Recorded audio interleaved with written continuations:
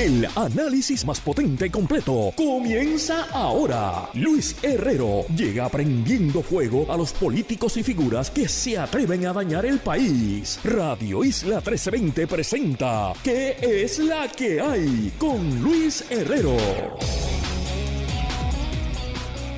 Muy buenas tardes, bienvenidos y bienvenidas a ¿Qué es la que hay? Con Luis Herrero por Radio Isla 1320. Hoy es martes 15 de febrero del 2022. Estamos en vivo y en directo para todo Puerto Rico por el 1320 AM y su cadena para el mundo a través de radioisla.tv, nuestra aplicación para teléfonos Radio Isla Móvil y en facebook.com/Radio Isla TV. Yo soy Luis Herrero y como siempre les invito a que me sigan en todas las redes sociales, twitter.com/Herrero, facebook.com/Herrero, instagram.com/Herrero, y recuerda que este programa lo puedes escuchar en su formato podcast. Búscalo como ¿Qué es la que hay? En tu aplicación de podcast favorita para que me escuches cuando a ti te dé la gana. ¿Y qué es la que hay? ¿De qué vamos a hablar hoy? Números del COVID. Como siempre, regresa el secretario del DACO, Edán Rivera Rodríguez, para hablar de sistemas de energía solar y otros temas relacionados a los consumidores. Y en el martes de contingencia con Esteban Gómez Geo y Guarionex Padilla Martí conversamos sobre las luchas por las costas, las luchas por los aumentos de salario y las tensiones en la frontera entre Rusia y Ucrania. Y algunas notas de interés. La Cámara de Representantes intentará hoy de nuevo aprobar la resolución concurrente para aumentar el presupuesto, pagarle a los bonistas según el plan de ajuste de la deuda, aumentar ciertos salarios, capitalizar el sistema de retiro 2000, ponerse un barrilito de 50 millones, entre otros asuntos. La información que está surgiendo a través de la prensa, específicamente del periodista Ricardo Colón, si no me equivoco es el apellido de él, y me disculpa el periodista si me estoy equivocando, es que no hay los votos ahora mismo, que por lo menos 5 legisladores de la mayoría del Partido Popular han expresado dudas. Javier Colón Dávila es el periodista del Nuevo Día. Hace un poquito más de 20 minutos dijo el cabildeo de los maestros en contra de la RCC 278 ha tenido éxito. Supo el Nuevo Día, al menos 5 representantes populados han expresado reservas con la medida. Importante aquí con lo de la medida, ¿no? Los maestros y maestras, bueno, las asociaciones y la federación están diciendo que esa medida haría... ok, aquí está diciendo, mira, Mili Méndez está reportando en su Twitter, ahora mismo 22 representantes a favor, 24 en contra y 5 sin votar sobre RC 278, o sea, hay 5. En la Cámara ahora se vota electrónicamente, o sea, que se abre un tiempo para que tú votes en tu pantallita que tienes en tu estrado. Se extiende a 10 minutos la votación según el presidente de la Cámara, así que estaré pendiente a esto mientras seguimos con los temas del programa de hoy. Vamos a hablar de Ucrania y de Rusia en el martes de contingencia, así que eso lo vamos a escuchar en el último segmento. No voy a tocar ese tema ahora al principio. Lo que sí quiero tocar brevemente, porque mañana tendremos más detalles, es que luego de meses, quizás años de investigación y semanas de posposiciones, por fin se vio la regla 6, la vista de causa para arresto contra el ex secretario de Hacienda, ex secretario de la Gobernación y persona que a todas luces fue quien filtró el famoso chat de Telegram a la prensa, el CPA Raúl Namaste Maldonado. Digo Namaste porque así le decimos con cariño al podcast. Ustedes recordarán que él había dado una entrevista de que era fanático de las artes marciales y de la filosofía oriental y de la meditación, y que él decía Namaste siempre en todos sus tweets. Y bueno, pues de cariño siempre he dicho Raúl Namaste Maldonado. Si escucharon las noticias en la pausa, básicamente el FEI lo está acusando de violar la ley de ética. Son 3 delitos de violación a la ley de ética, y básicamente su contraparte, esos mismos delitos, en el Código Penal. Y hace unos minutos el Tribunal de San Juan, que vio esa vista de causa para arresto, encontró causa para arresto, así que se mueve ese proceso criminal, continúa. Y yo quiero dejar aquí claro 2 cosas que pudieran sonar contradictorias, pero no necesariamente lo son. Obviamente, la oficina del fiscal independiente, que si usted me lleva escuchando ya un tiempo, sabe cuál es mi opinión sobre esa oficina, que me parece que es una oficina completamente inútil, politiquera, chapucera, que contra la corrupción ha hecho muy poco y que más allá de hacerle bastante dinero a los fiscales independientes que facturan por hora y de ofrecerle un empleo permanente a los jueces retirados del panel que dirigen esa agencia, no tiene ningún tipo de utilidad. Y para mí es evidente, y así lo ha dicho la abogada de Raúl Maldonado, la licenciada María López Mulero, que todo este caso se trata de un desquite, de una patraña, de un dejar las cuentas claras contra quien fuera la persona que filtró el chat de Telegram y que acabó con el gobierno de Ricardo Rosselló. Para todos los efectos, Raúl Maldonado, con su acción, acabó con ese gobierno, ¿no? Y Raúl Maldonado había comenzado unos procesos éticos y legales contra el gobierno de Ricardo Rosselló, y todo apunta a que ese proceso que lo comenzó él durante algún momento de la investigación, de él ser él que hizo la referencia, se convirtió en él investigado, y varios años más tarde el FEI encontró lo que encontró y le radicó los cargos. Así que eso por un lado. Por otro, Raúl Maldonado no tiene las manos limpias. Yo no quiero decir que es un malandrín, no lo quiero decir. No quiero decir que es un patán, no, tampoco lo quiero decir. Pero evidentemente, Raúl Maldonado cometió unas faltas gravísimas, sobre todo cuando consideramos que él le dio contratos a empresas que empleaban a su hijo y, según acusa el FEI hoy, no había detallado en sus informes de ética que tenía un conflicto de interés serio y que había generado ingresos directamente de una empresa a la que luego le dio contratos millonarios como secretario de Hacienda. Y eso, si lo deja, si le creemos al FEI, o por lo menos hoy en la causa de arresto, que se encontró esa cintilla de evidencia, que es lo que tiene que necesitar en esta etapa la fiscalía probar, son delitos. Y son delitos que ameritan que se persigan y que ameritan acusaciones contra secretarios y que ameritan que se lleven hasta las últimas consecuencias. Así que honestamente, pues, como les digo, pudiera sonar contradictorio, pero sí, aquí está pasando dos cosas a la vez. Un desquite contra Raúl Maldonado, creo que eso es indiscutible. Pero por otro lado, Raúl Maldonado incurrió en unas conductas mínimamente antiéticas y que deberían ser investigadas hasta las últimas consecuencias y ver dónde termina el asunto. Que Raúl Maldonado se convirtió en un héroe, entre comillas, cuando filtró el chat y le dijo al mundo lo que estaba pasando en esa administración. Quizá, pero eso no lo exculpa de las barbaridades que él hizo en el Departamento de Hacienda. Así que veremos dónde termina esto. Yo no tengo fe en el FEI, no tengo fe en que esto al final culmine en una convicción. La abogada del licenciado Raúl Maldonado es excelente en lo que hace, así que veremos por dónde llega esto. Eso sí, lo que está claro, lo único que está garantizado es que los abogados que cobran por hora por ser FEI van a seguir cobrando por hora, y bueno, que les vaya bien. Y vamos ahora rápido con el tema del COVID para pasar a la entrevista de hoy. Rapidito, los números en Puerto Rico siguen más o menos iguales que ayer. Seguimos con 185 casos promedio por día, que es el mismo número que había ayer. La tasa de positividad continúa bajando. Hoy la tasa en casos nuevos, personas que están dando positivos por primera vez, bajó a 8.1%. Eso es 0.6 menos que ayer. Eso sí, las muertes siguen en números doble dígitos. Se sumaron 15 personas fallecidas en Puerto Rico a causa del COVID-19, lo que lleva el total a 4.047.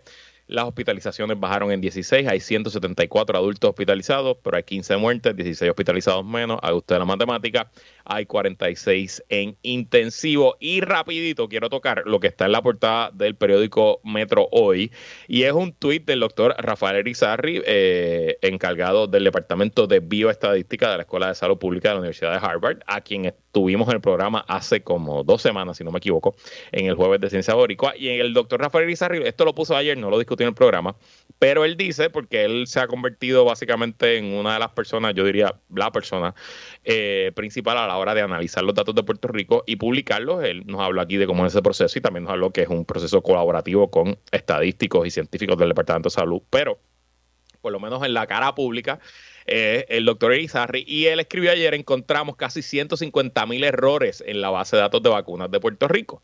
Nombres entrados incorrectamente resulta en que no se combinen récords de la misma persona. Los récords de dosis de refuerzo son los más afectados, explica por qué no aparece en VacuID para muchos. Escribimos algoritmo para reconectar récords y ya los resultados preliminares es que hay 150,000 personas más que no están vacunadas de lo que se pensaba, o sea que los números de vacunas que llevamos dando aquí por semana, por meses y que el gobierno también está dando, están inflados, pero también hay 100,000 personas más con la dosis de refuerzo. Y yo sé que cuando usted escucha 150,000 errores, eso suena a un montón de errores, pues son un montón de errores.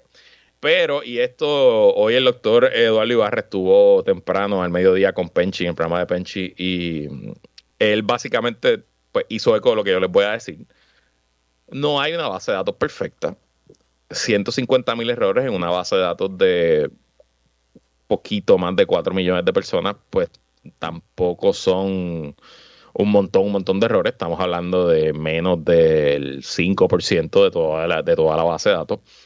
Y una base de datos como la de las vacunas, que no es una base de datos automática, es una base de datos que son manos humanas las que ponen la información, pues sí se va a prestar para que haya muchos errores. No me parece que aquí haya una ineptitud o un error en particular, es que simplemente tenemos que pensar varias razones por qué ocurren los errores. Bueno, primero, error humano básico. Alguien está pasando un nombre y me pasa a mí a cada rato, de Luis Herrero me ponen Luis Herrera. Pues Luis Herrera con mi fecha de nacimiento y mi seguro social no existe, ¿no?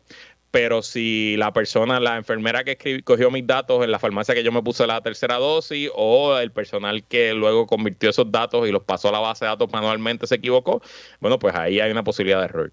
Segundo, personas que cambian sus nombres, no que lo cambien legalmente, pero que quizás usted al principio hablaba con su segundo nombre, pero yo soy Luis Salvador Herrero Acevedo y ya no uso mi segundo nombre, y pues quién sabe si en la base de datos original de salud yo estaba con mis 2 nombres, en esta no los tengo y pues se me pierde el nombre. Tercero, errores de typos, que pues usted se comió una letra, se comió una inicial, se comió una palabra. O por último, errores normales en el número del seguro social, en la fecha de nacimiento, etcétera, etcétera, etcétera. Así que esto para mí, obviamente, pues yo tengo cierta experiencia manejando bases de datos. Otro tema básico en Puerto Rico, el problema con las direcciones, y esto no es un problema solo de bases de datos de salud, aquí hay un problema general de direcciones. ¿Cuál es la física versus cuál es la postal? Río Piedras es el pueblo o San Juan es el pueblo, y multiplique eso usted por barrios, sectores, municipios en toda la isla, y en efecto, pues también ocurren este tipo de errores. Así que por lo menos a mí no me causa mayor preocupación, y lo importante es que los números se corrigieron. Y bueno, vamos a pasar ahora a la entrevista para hablar sobre temas relacionados a los consumidores y consumidoras de Puerto Rico en general, y específicamente sobre la industria de la energía solar y los paneles solares que se están anunciando agresivamente en todo Puerto Rico. Recibimos una vez más al secretario del DACO, honorable Edán Rivera Rodríguez. Bienvenido, secretario, ¿y qué es la que hay? Buenas tardes, Luis, ¿cómo tú estás? Muy bien, ¿y usted? Todo muy bien, gracias a Dios. Bueno, vamos a hablar de este tema porque la semana pasada su departamento promulgó la Carta Circular 2022-001 sobre prácticas engañosas y multas a las que se exponen las empresas de energías renovables y paneles solares que incurran en conducta predatoria e ilegal. Si nos puede tomar un minutito para hablarnos, ¿cuál es la situación actual del mercado de placas solares y energías renovables en Puerto Rico? Excelente, Luis. Mira, nosotros por primera vez en DACO estamos haciendo una estrategia integral para atender este asunto de placas solares, porque hemos visto que las querellas ante el departamento no menguan. Seguimos recibiendo querellas y todas son muy parecidas, es decir, que se repiten ciertos patrones. ¿Cuáles son estos patrones? Lo primero que hemos visto constantemente, alegaciones de divulgaciones engañosas o no del todo correctas. ¿A qué me refiero específicamente? Te prometen que te vas a ahorrar cierta cantidad de dinero porque no le vas a pagar a Luma Energy, porque se supone que este sistema nuevo produzca la energía suficiente para tu hogar. Se instala el equipo y según las alegaciones que hemos recibido, el consumidor no obtiene los ahorros esperados. Eso pudiese constituir un anuncio engañoso y podría dar base a varias cosas, entre ellas multas. ¿Qué otra cosa hemos visto de alegaciones? Cotizaciones o estimados irreales. Es decir, te prometen que un sistema cotizado en tal cantidad de dinero te va a producir la energía suficiente. Después que se firma el contrato, resulta que el equipo era inadecuado o no es suficiente para suplir toda la energía de ese lugar para el que estabas contratando. ¿Qué otra cosa hemos visto? Falta de divulgación de problemas de inventario. Por ejemplo, se te dañó unas baterías que se instalaron o unas placas solares. Se supone que para tú hacer valer la garantía que se te ofreció en un momento dado, pides reemplazo de algún equipo y el reemplazo no aparece porque no tienen inventario y se tarda más del tiempo esperado. Y el problema es, Luis, que mientras tú esperas por la pieza, tienes un sistema que no funciona en tu casa, pero tienes que seguir pagando una mensualidad. Al que estás pagando mensualidad, exacto. Secretario, puede seguir con el tema, pero rapidito, informa a nuestra compañera Mili Méndez que aprobada la resolución concurrente 278 en la Cámara, 26 representantes a favor, 24 en contra, así que noticia de última hora, aparecieron los votos y ya se aprobó, ahora pasa al Senado.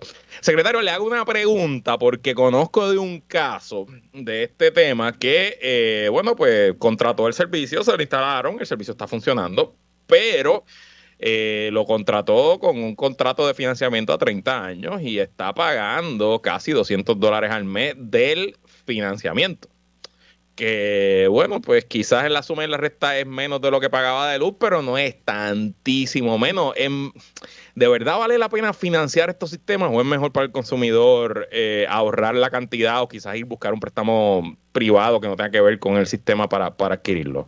Eso es muy buena pregunta. Nosotros lo que estamos provocando a través de nuestras acciones es que el consumidor tenga la mayor cantidad de información posible para que determine de acuerdo a su condición particular, ¿verdad? Que puede variar entre uno y otra persona, si le conviene a uno al final del día contratar con estos servicios, ¿no? Pero lo que nosotros queremos es provocar que haya transparencia en la contratación, que se le dé la mayor cantidad de información posible a los consumidores para que el consumidor analice si eso le conviene o no de acuerdo a lo que esté pagando y su situación particular.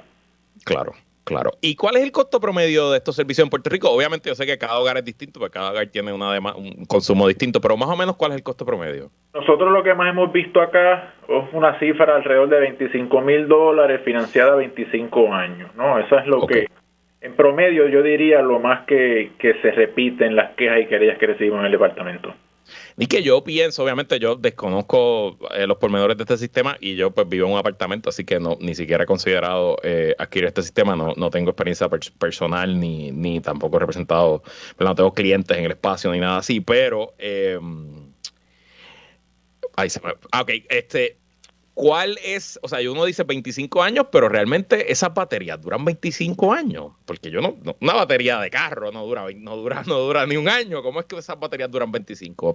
Eso me confunde. Sí, se supone que en los contratos que se establezcan, por ejemplo, haya una garantía. Y si te ofrecen esa garantía, diga por escrito cuánto es que duran esas baterías y cuál es la forma, y esto es lo importante, cuál es la forma de que un consumidor puede hacer valer esa garantía. Y por eso nosotros estamos exhortando a los consumidores, lean bien, infórmense bien antes de asumir esa responsabilidad, que no es poca cosa estar comprometido a pagar 25 años por un servicio, ¿no? Así que nosotros estamos diciendo, lean bien esos contratos y si usted no entiende lo que está firmando, no lo firme. O sea, se supone que entienda todo lo que dice ese contrato. Otra cosa que estamos diciendo es, pregunte a vecinos, conocidos y familiares cómo es el servicio, cuánto ahorro de verdad obtienen, si se ha podido hacer valer la garantía que le ofrecen, cuán rápido ha sido ese proceso, si de verdad le están sacando algún beneficio en particular. Y después que tengan toda esa información, que entonces si están de acuerdo y si entienden que les conviene, que firmen el contrato, pero que no firmen nada sin tener todos estos elementos de juicio, y que eso es lo que queremos provocar. Lo más importante es que usted se oriente, que no se deje llevar por Villas y Castillas, que yo sé que la cuenta de Luma cuando llega asusta y que ese miedo no lo lleve a tomar decisiones infundadas, porque al final pudiera terminar peor, ¿no? Se podría terminar sin la soga y sin la cabra. Y secretario, en la circular usted anunció un plan para el departamento atender este tipo de querellas. Háblenos un poco qué va a cambiar dentro del departamento, cuál es el plan para hacerle justicia a los consumidores. Excelente. Había mucha duda de qué pasaba con la jurisdicción del DACO, que es compartida de acuerdo al ordenamiento vigente con el negociado de energía, ¿no? Y había duda. ¿Qué le toca a DACO? ¿Qué le toca al negociado? ¿El negociado puede haber querellas como DACO? Pues nosotros estamos estableciendo claramente cuáles son las reglas del juego.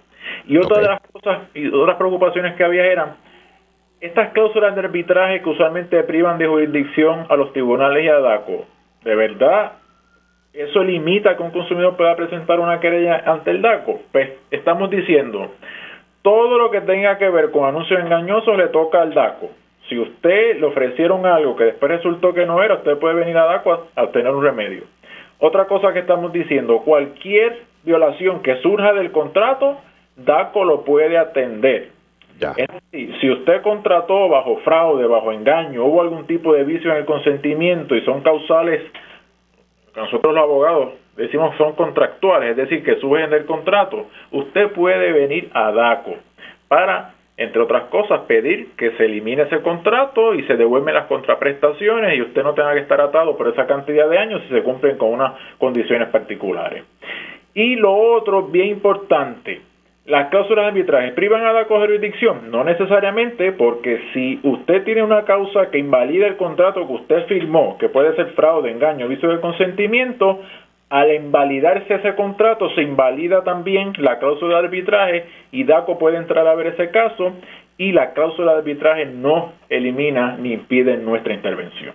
Así que ya están claros, no se dejen llevar por anuncios engañosos ni también tácticas de intimidación que pueden usar los vendedores de este tipo de sistemas que le dicen, no, es que ya esto firmó una cláusula de arbitraje, no, es que eso le toca al negociado de energía, no, es que eso le va a costar chavo. Al final del día, entablar una querella en DACO, usted lo hace por el website, no tiene ningún costo y el proceso arranca.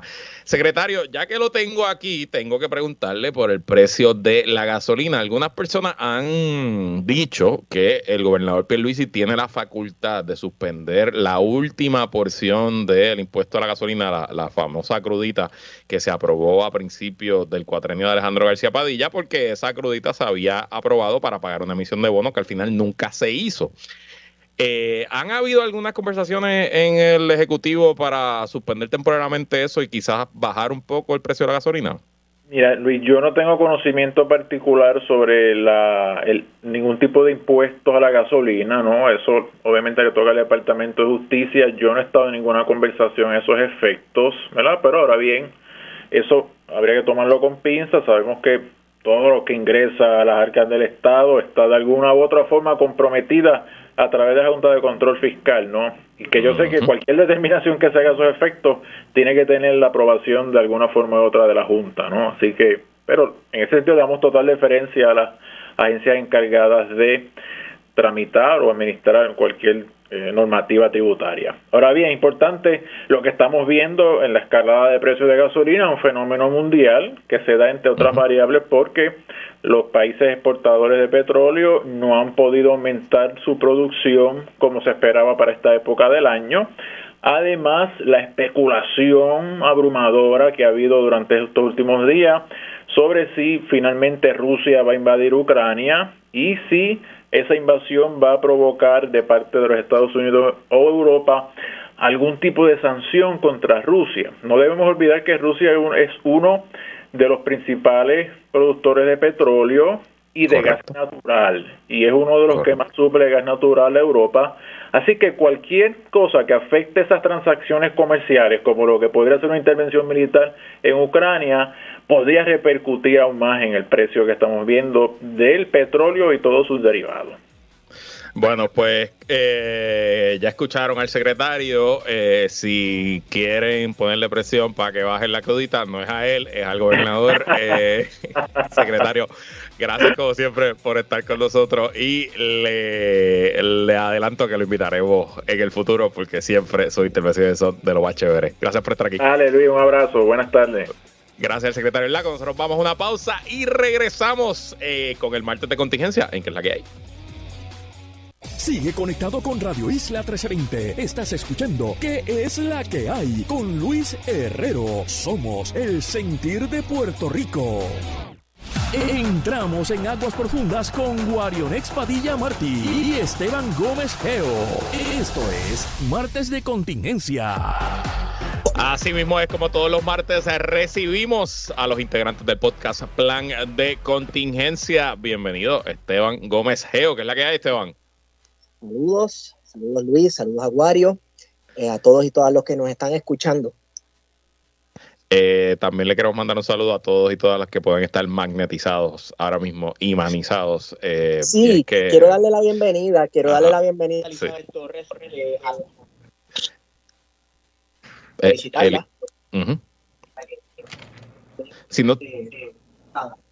usted no tiene idea de qué estamos hablando, es que la delegada congresional puertorriqueña Elizabeth Torres acaba de subir un video a sus redes sociales pegándose unos tenedores al pecho y diciendo que la vacuna la magnetizó. Pero lo que yo no entiendo es eso de los tenedores. Eso era como al principio de la vacuna. ¿Cómo es que ella ahora, un año más tarde, está con esas cosas? No sé. Wario, bienvenido, Wario, que es la que hay.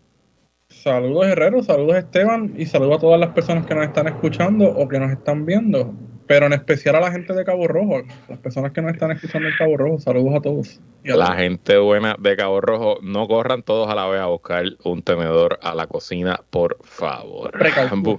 Precaución. Vacúnese y olvídese de los tenedores.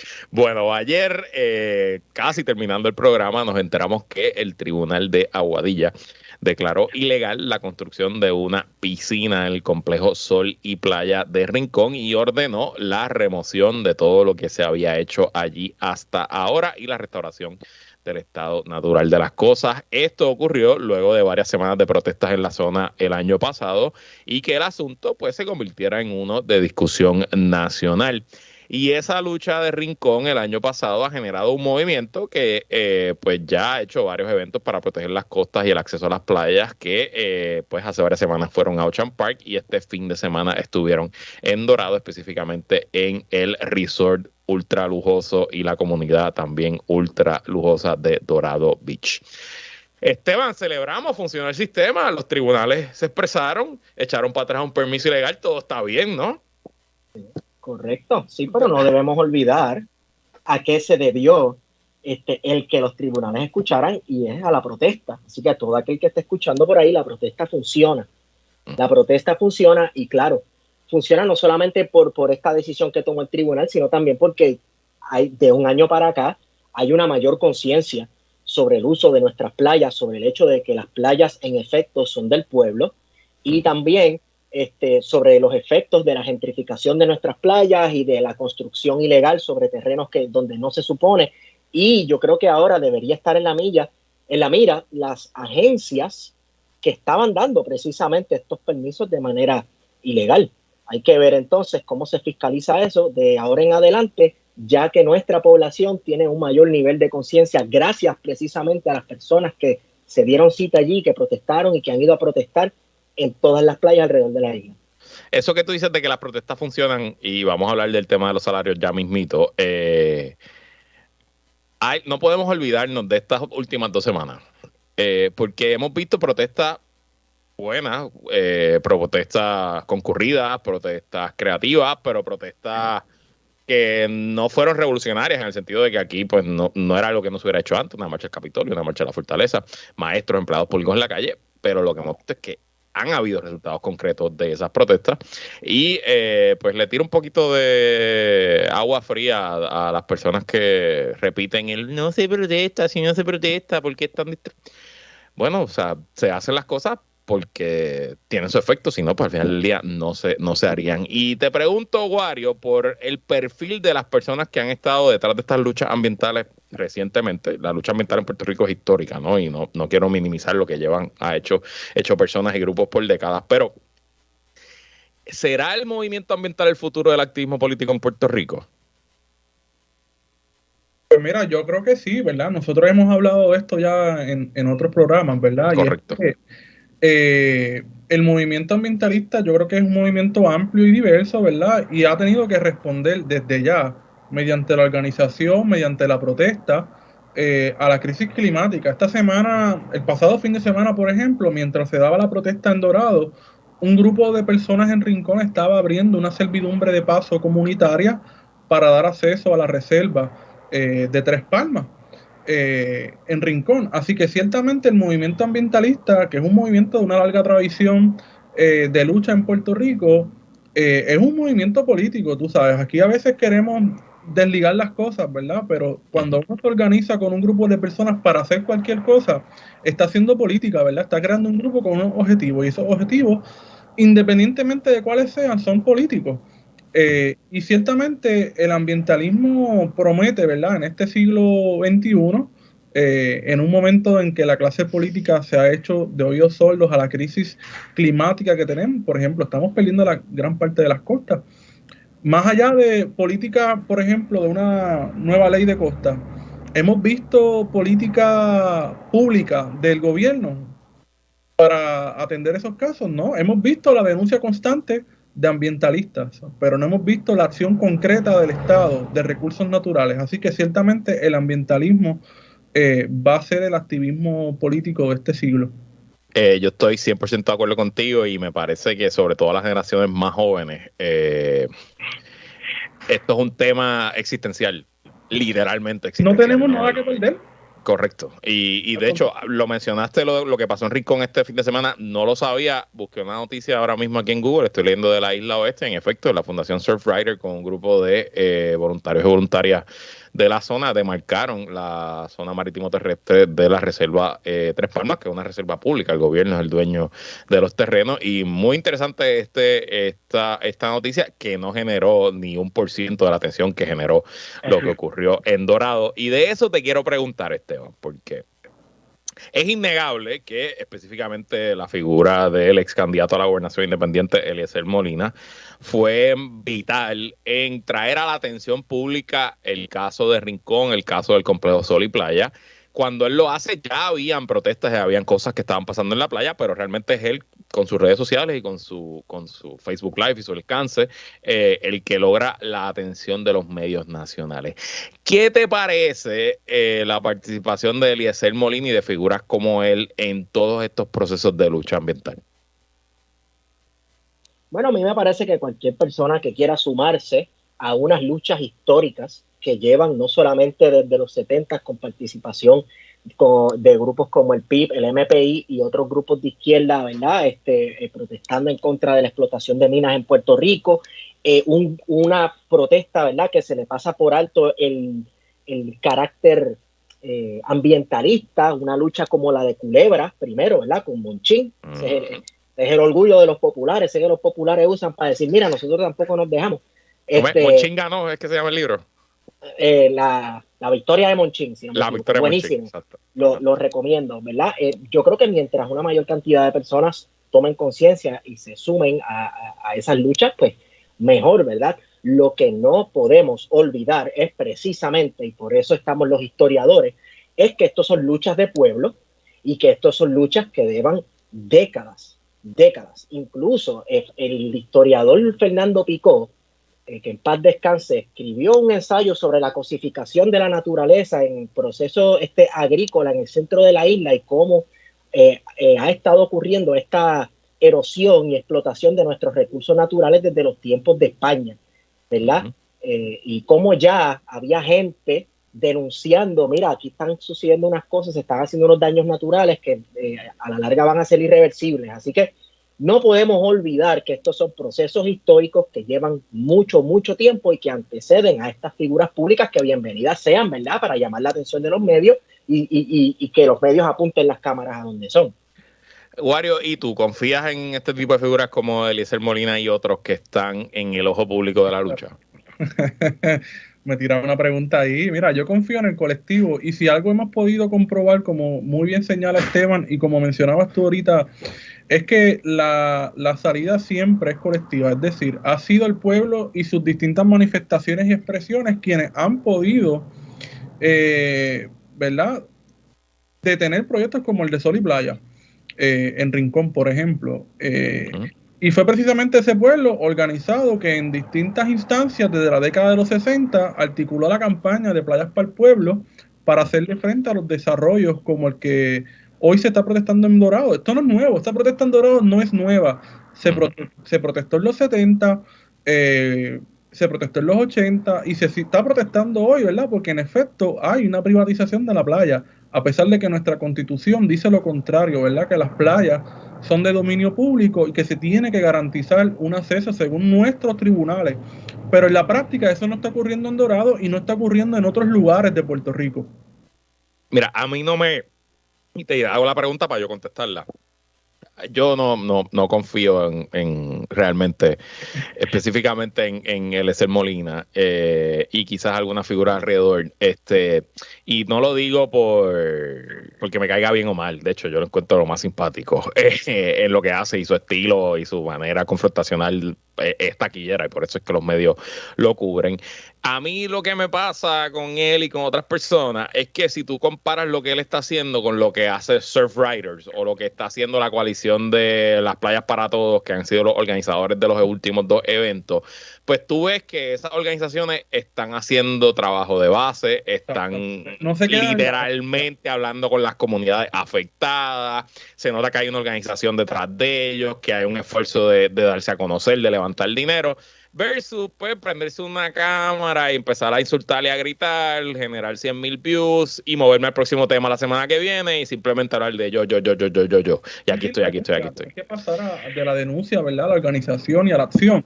Y ciertamente, correcto, como tú muy bien señalas, hay organizaciones ambientalistas que están haciendo ese trabajo. Por ejemplo, no podemos olvidar de Amigos del Mal y su lucha que tuvieron contra el Marriott en Carolina durante años. Literalmente estuvieron en un campamento que yo creo que el campamento sigue allí y pararon la construcción de un edificio que nunca se hizo y allí estuvieron. Y otra cosa que por eso yo distingo, por ejemplo, a Tito Kayak versus Eliezer Molina. A Tito Kayak es una persona que buscaba la atención de los medios. Normal, pero es un tipo que tiene un historial y de consistencia. Y hacía la desobediencia civil y se enfrentaba a las consecuencias de la desobediencia civil. Versus prenderse un celular y apuntarlo a la cámara. Pero bueno, ese soy yo. Ya me dirá algo en las redes sociales cuando escuche esta grabación.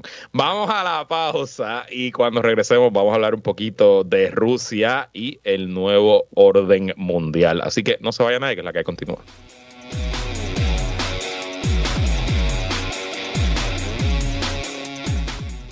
Sigue conectado con Radio Isla 1320. Estás escuchando ¿Qué es la que hay? Con Luis Herrero. Somos el sentir de Puerto Rico.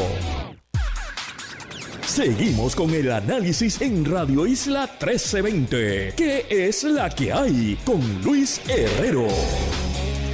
Regresamos y seguimos conversando como todos los martes con Guarionex, Padilla, Martí y Esteban Gomejeo en el martes de contingencia. Bueno, sube la tensión en la frontera entre Rusia y Ucrania. El viernes pasado el gobierno de los Estados Unidos anunció que tenía información de que el presidente Putin ya había informado a sus jefes militares de que que los planes de invasión de Ucrania iban adelante y de hecho dijo el Departamento de Estado que la invasión podía ocurrir tan temprano como mañana miércoles. Pero en las últimas horas, aunque la situación sigue tensa, todos los bandos están dando señales de una posible apertura diplomática. Ayer les comenté que Ucrania dijo a través de su presidente que quizás abandonarían el interés de ser parte de unirse a la OTAN, a la Organización de Tratado Atlántico Norte, y el ministro de Relaciones Exteriores ruso, Sergei Lavrov, le dijo a Putin en una reunión que fue coreografada y televisada que seguían interesados en la diplomacia. Hoy el canciller alemán Olaf Scholz se reunió en el Kremlin y cuando salió del Kremlin le dijo a la prensa de su país, a la prensa alemana en alemán, interesante que no lo dijo en inglés, que quizás los aliados estaban buscando garantizarle a Rusia que Ucrania no sería parte del Tratado de Defensa Común de la OTAN y así evitar una guerra.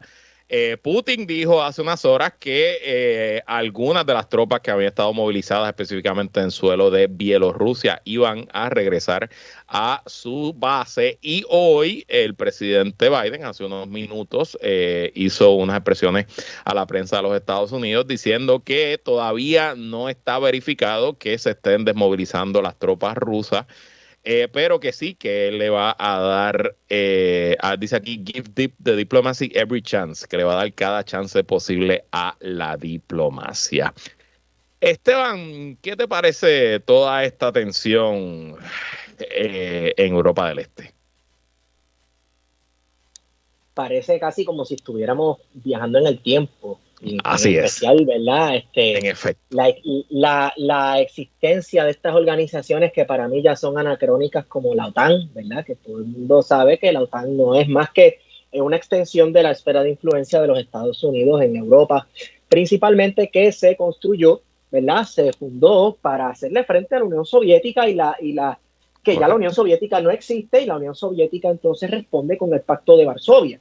Y bueno, ya el Pacto de Varsovia no existe la Unión Soviética. ¿Por qué los Estados Unidos insiste en tener estas organizaciones como la OTAN, ¿verdad? Que supuestamente es para cooperación y defensa regional común, etcétera, cuando en realidad se trata de hacerle frente a Rusia hasta el sol de hoy, ¿verdad? Yo quiero imaginarme cómo reaccionaría los Estados Unidos si de momento Rusia le llena la frontera de México con bases militares, o China le llena México con bases militares, ¿verdad? ¿Cómo va a reaccionar Estados Unidos? Estados Unidos va a coger y va a invadir la frontera, va a cruzar la frontera y va a restablecer su supremacía en el continente, ¿verdad? Pero sí, esta situación me parece casi anacrónica, como que, wow, estamos viviendo esto ahora mismo. Deja que construyan una base china en Nicaragua, a ver qué va a hacer Estados Unidos. Wario, danos tu perspectiva de este Throwback Thursday histórico que estamos viviendo. Mira, en términos históricos y más o menos siguiendo la misma línea de Esteban, después de la caída de la Unión Soviética y del supuesto fin de la Guerra Fría, los países que componían la llamada Europa Oriental y que de alguna manera estuvieron bajo la influencia de la Unión Soviética, se convirtieron rápidamente en campos de batalla entre Occidente, lo que es Europa, y que hoy se compone de la Unión Europea, y los Estados Unidos. Estados Unidos estableció bases, por ejemplo, en Polonia, que fue uno de los primeros países, ¿verdad?, en transicionar del comunismo hacia el capitalismo, ¿verdad?, mediante una revolución en la década de los 70 y 80. Y desde entonces, ¿verdad?, hemos visto que hay un campo de batalla por ambos campos, ¿verdad? Tanto Estados Unidos por establecer sus bases y la OTAN, como Rusia. Tampoco nos podemos olvidar del lugar geopolítico que ocupa Ucrania.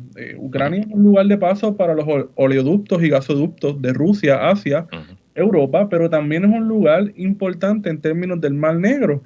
El Mar Negro es uno de los accesos, si no el acceso principal que tiene Rusia hacia el Mar Mediterráneo, y del Mar Mediterráneo hacia el Atlántico. Así que nos estamos hablando, ¿verdad?, de un lugar muy importante para Rusia, sobre todo para poder mantener al margen a la OTAN y a los Estados Unidos, ¿verdad?, su presencia militar en esa zona.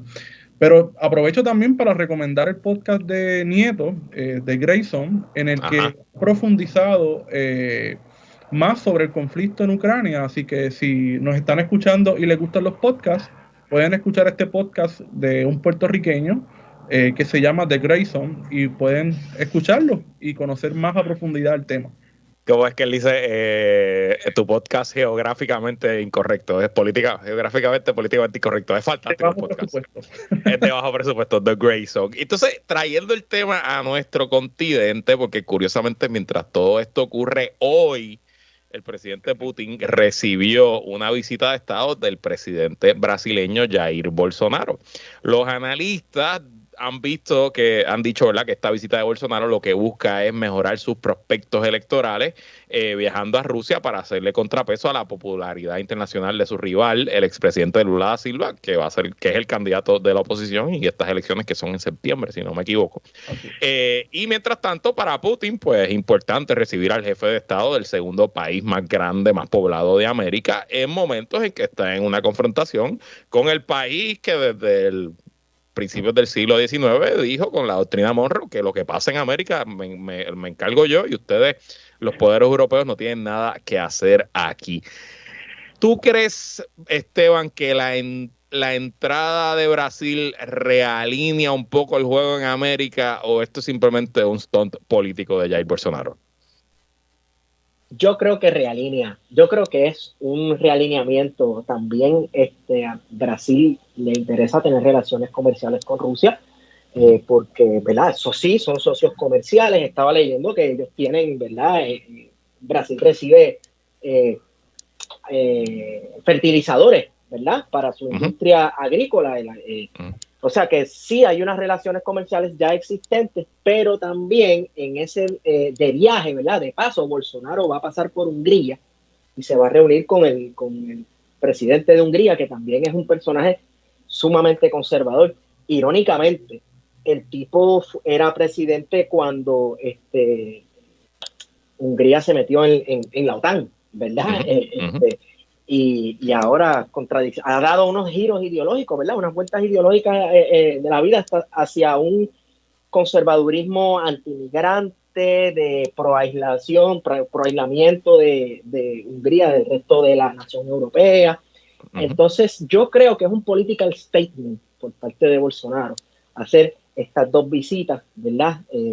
Yo me imagino a todos, a su gabinete, diciéndole: ¿cómo tú vas a ir para allá ahora que la cosa está bien peluda con Ucrania? La gente va a pensar que tú estás apoyando a Rusia en este asunto. Sí. O sea, lo que él está haciendo es ofreciéndole un poquito de capital político a Putin, porque usualmente, ¿verdad?, si Putin va a violar las leyes internacionales y va a invadir otro país, pues los demás países estarían repudiándolo, pero no, si tú tienes al presidente de Brasil en la víspera de tu invasión, porque eso es lo que había dicho Estados Unidos, que mañana era la invasión, pues está diciéndole al mundo un poquito eso, ¿no? Y qué bueno que traes a Viktor Orbán, el líder de Hungría, porque Viktor Orbán, junto a Jair Bolsonaro, junto a Vladimir Putin, junto quizás a Xi Jinping de China, pues son países que desde la perspectiva de Occidente están en una ruta autoritaria. ¿Estaremos en el comienzo de un nuevo mundo bipolar, lo que era antes los comunistas versus las democracias, ahora entre los países democráticos, entre comillas, versus los países autoritarios, Cuario? Pues mira qué interesante la premisa que trae, ¿verdad? Porque incluso podemos mencionar que la administración de Donald Trump fue una administración sumamente autoritaria, no solamente interior, sino también exterior. Lo que sí es, ¿verdad?, que este conflicto de Ucrania trae a la luz, y es algo que Estados Unidos no ha podido superar desde el fin de la supuesta Guerra Fría en los 90 y el fin de la historia, y es que hay que reconocer que el mundo ya no es un mundo bipolar ni unipolar como se pensaba. Estamos en un mundo multipolar, y ciertamente el poder no solamente está en Estados Unidos o la Unión Soviética o organizaciones como la OTAN, sino que ciertamente Rusia, China, Brasil en este caso, ¿verdad?, en particular India, tienen, ¿verdad?, mucho poder, y ciertamente tienen también sus áreas de influencia. Así que el poder está bastante repartido, y yo creo que en cierta manera es positivo, ¿verdad?, que tengamos esta multipolaridad, ¿verdad?, en el sistema internacional. Y yo creo que para nada, ¿verdad?, el autoritarismo va a incidir en que se cree un nuevo eje, ¿verdad? Yo creo que el autoritarismo en sí mismo es un fenómeno del proceso capitalista Lo vimos en Estados Unidos con un fenómeno como Trump y lo vamos a volver a ver cuando regrese Donald Trump a la contienda electoral, y lo estamos viendo en Rusia con Putin, que ha sido una figura que ya va más de 2 décadas, ¿verdad? De Rusia, y lo mismo lo estamos viendo en China, ¿verdad? Y lo mismo lo estamos viendo en Brasil y en otros lugares, ¿verdad? En otros espacios que no necesariamente se atan a las relaciones internacionales, sino más a una crisis del modelo político y económico. Yo creo que sí, sin duda hay consenso, y ya con esto nos despedimos, en que el autoritarismo quizás está teniendo un revival. Está volviendo de moda, no con la cara fea del fascismo y el racismo y quizás un poquito la xenofobia, porque todo está abajo, sino con la cara linda del hombre fuerte, el control, la seguridad, el luchar contra nuestros enemigos, el populismo, etcétera, etcétera. Y si logran, a veces, porque en parte del éxito de Viktor Orbán en Hungría es que ha logrado crear un estado más eficiente, entre comillas, con más acceso económico, que mejora el presupuesto personal de la familia, pues usando eso como excusa, expanden su poder y matan las instituciones democráticas. Vamos a hacer un programa entero de relaciones exteriores, deberíamos hacerlo, no sé cómo, pero estoy aquí produciendo el aire. Esteban Gómez Geo, gracias por estar aquí. Gracias por tenerme, Luis. Y bueno, siempre está plan de contingencia para discutir temas de cosas internacionales también. Plan de contingencia en su aplicación de podcast favorita, Guarionex Padilla Martí. Gracias por estar aquí. Gracias a ti. Y gracias a ustedes por sintonizar otra edición más de ¿Qué es la que hay con Luis Herrero? Yo me despido hasta mañana. Quédese con nosotros, que la mejor programación de la radio puertorriqueña continúa en Radio Isla 1320. Cuídense mucho.